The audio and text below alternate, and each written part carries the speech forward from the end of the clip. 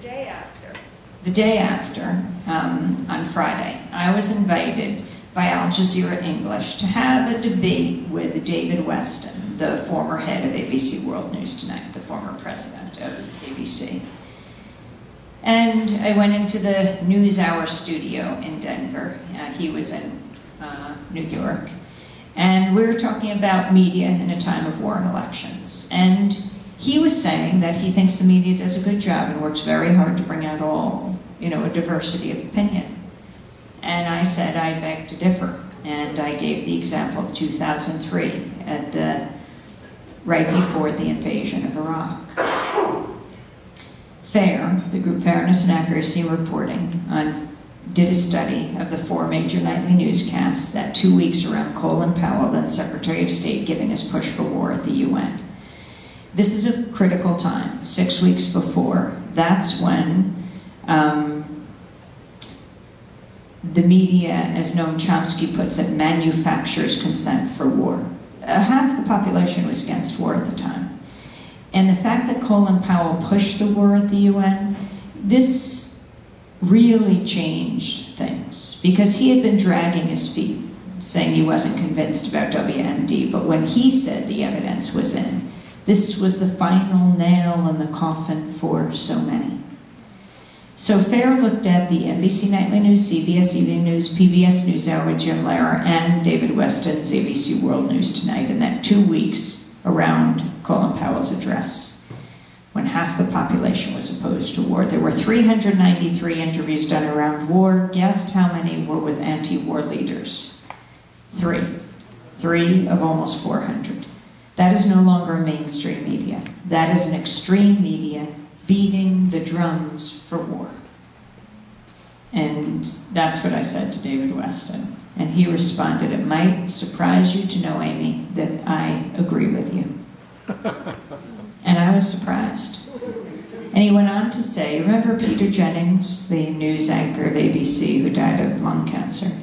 He went on to say that Peter actually did not believe the WMD argument, but that he prevailed upon him. He pushed back and said, don't go there.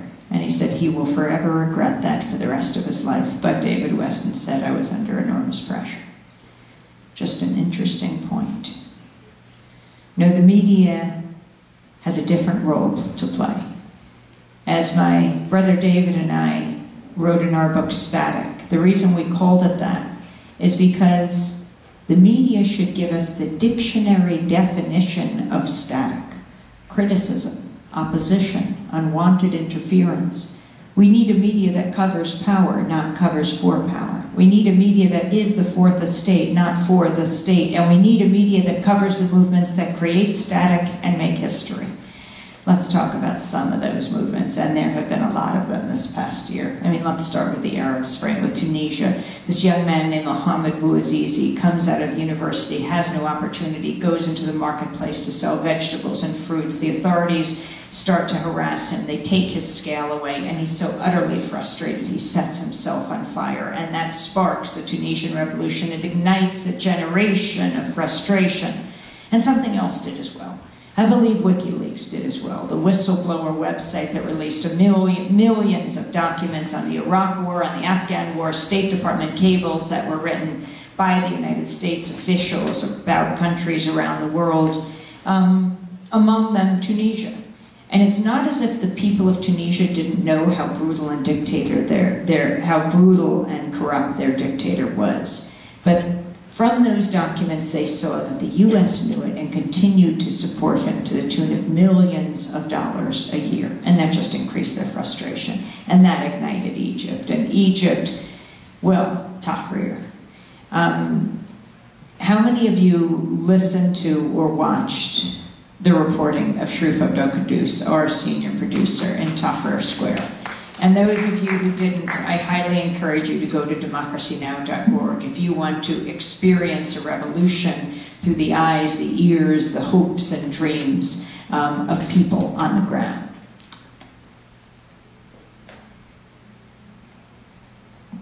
Sharif was our senior producer for more than 8 years. When the revolution began, he was getting texts from friends and family saying, "I will die for my country." He's Egyptian American. And he was saying, these people aren't political. What are they talking about? My God, my country is changing. And he flew home, basically, not just to Cairo, he flew into Tahrir, and he didn't leave for 18 days. You know, Mubarak had plunged the country into digital darkness. He turned off the internet. Actually, he couldn't do that. He got a US company named Naras to do it, based in California, and the next day, you know, there was a global outcry, and they put out a press release as a result. It was a little embarrassing, and they said something like, "We were only following orders," but we've heard that before. So Sharif's in Tahrir, and he becomes one of the top tweeters in the world because he figures out a way around the internet blockade. And that's what Democracy Now! Has done for 16 years. We began as the only daily election show in public broadcasting on a couple dozen community radio stations. Then we went on TV, first station, the week of September 11th, 2001. The minute we went on that public access station, stations all over the country asked for us. We were sending out our video cassettes by FedEx, and huge garbage bags were filling up with these video cassettes, and then the radio station in town would ask for it, and then the NPR station would ask for it, and now we're on PBS stations all over the country.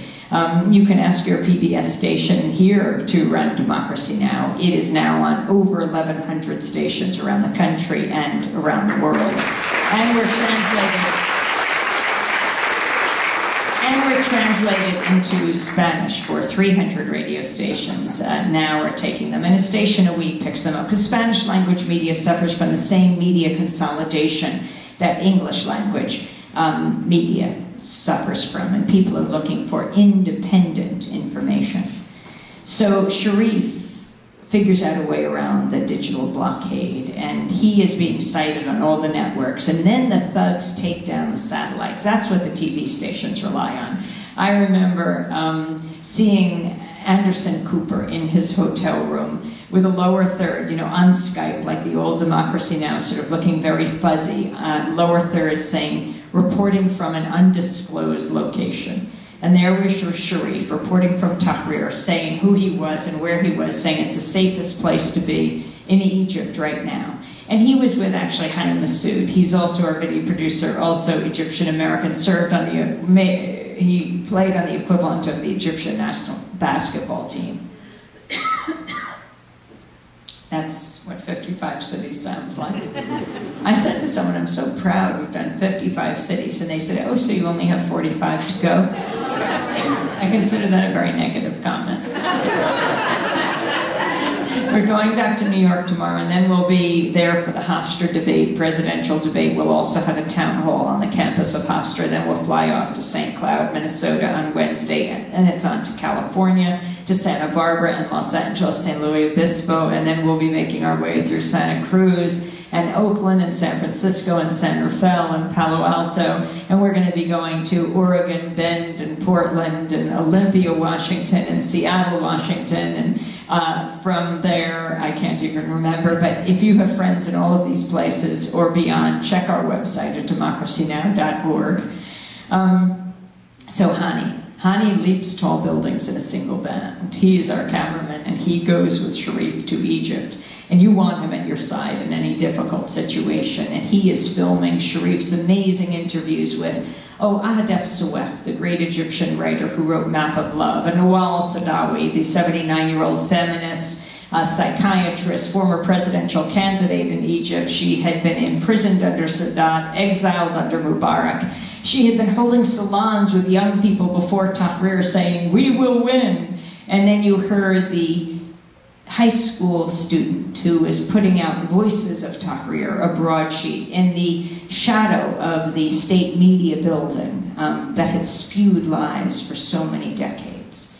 So Hani would film all of this, and he would then jump over burning barricades, avoid the camels that had brought in to crush the protesters, make his way back to Sharif's family's house. Sharif is the son of an illustrious family in Egypt. His grandfather is the most famous writer in Egypt, Hassan Abdel Qaddus. And Hani would put together these 20-25-minute video journeys through Tahrir. And since the satellites were down, the networks, that's what they work with. We, though, because necessity is the mother of invention and democracy. Now, we couldn't afford the satellites for years, so we perfected a way when we started broadcasting on TV to send broadcast quality video through the internet.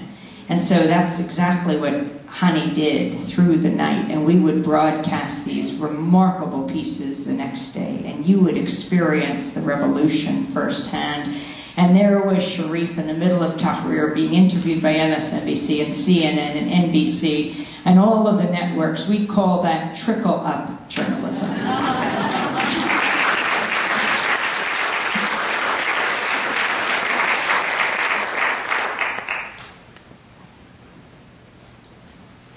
Egypt sparked the Arab Spring, and then there was Wisconsin. I think it was partly inspired by the Arab Spring. These amazing protests in Wisconsin, which saw the biggest protests Wisconsin had ever seen. Okay, it was also inspired by Governor Scott Walker, who, came into office, was democratically elected, and then proceeded to try to eviscerate the public unions, particularly targeting teachers, to try to wipe out their collective bargaining rights through legislation. We, of course, covering grassroots movements, flew into Madison, and I mean, the people taking over the Capitol building, sleeping there every night, you remember this, right? I mean, I saw some of the biggest guys I have ever seen, and they were the Oshkosh prison guards. I went over to them, I said, who'd you vote for? And they said, well, Governor Walker, of course. And I said, then what are you doing there? And they said, doing here. And they said, well, protesting Governor Walker, of course. And I said, why? You voted for him. And they said, we didn't think he was going to go after our wives. He was going to go after our neighbors, destroy our communities.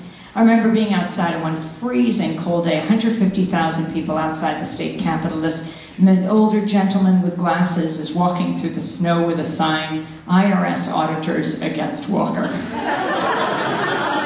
And then I went up in a crane to see just that bird's eye view of this mass protest, and I see across the state capitol grounds the History Museum, and the University of Wisconsin has a great labor archive, especially for young people here.